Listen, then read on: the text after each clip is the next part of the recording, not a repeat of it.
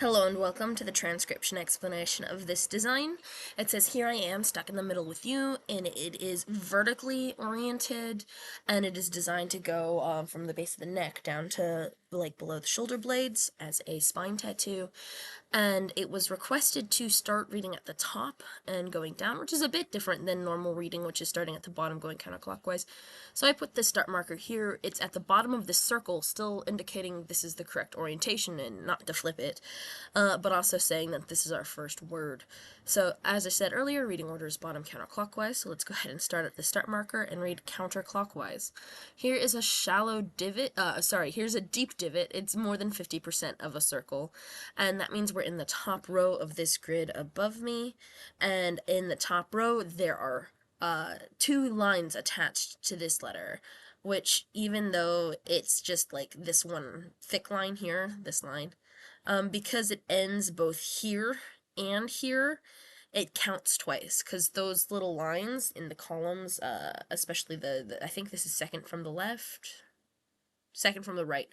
So second from the right is the H, and there are two lines, two little curvy slashes up at the top there, and that indicates two lines end on this letter stem, which happens here because this one red line ends both here and ends here, making it an H.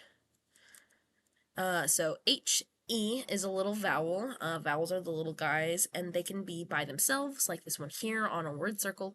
They can also be attached to consonants, but this E is centered, and then the R is a shallow divot, so third row, with 3 dots. So it's in the column with 3 dots above it.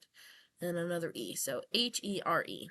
So here, this word has just one little vowel on it with a line going inwards, and that would be the letter I.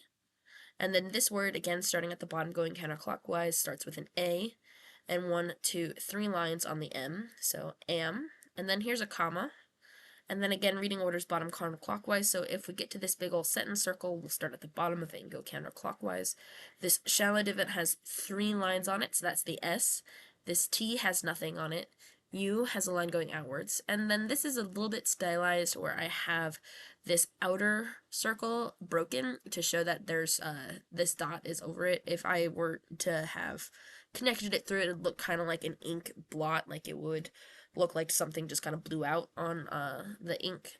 So I wanted to leave a little gap to show that there are in fact 1, 2, 3, 4 on this full circle. So that's the C, and the K has 2 dots. So CK can be stacked like this because they're in the same row, and you read thin to thick when they're stacked like that. So STUC with the 4 dots, K with the 2 dots, I, line going inwards, N with 1 line, in, TH crosses the line of the word circle, and then the E is just like these other E's up here, just on the line of the word circle. 1, 2, 3 lines on this M, so again, M's have 1, 2, 3 lines on a full circle. This one just so happens to have a 4th line connecting to the vowel inside it, and lines that pass through letters do not count, so this line goes straight through the M and ends on the I. And then we have a double letter, similar to the CK, except these are 2 same thickness lines, which means it's the same letter twice, and that letter has 3 dots, making it a double D, and then 1, 2, 3 dots on this L, and then the E inside it, so stuck in the middle. And I also kind of like how in the word middle, it's kind of like got the target sign, like crosshairs, with this little X, this crosshairs X on the word middle. And then here with the with you, I had a little bit of fun playing with a swirly line. We have a shallow divot with 1, 2 lines on it for the W. I has a line going inwards. A T is a shallow divot with nothing. H with 1, 2 lines, just like the other H. And then 1, 2 dots on the Y. O, instead of being floating inside the word circle, you can attach an O on a consonant line inside the word circle. So this O is just on the Y line, and then the U has a line going outwards. So this squiggly line from the U to the I thought was kind of fun to make it a little bit flowy, a little bit more unique and special.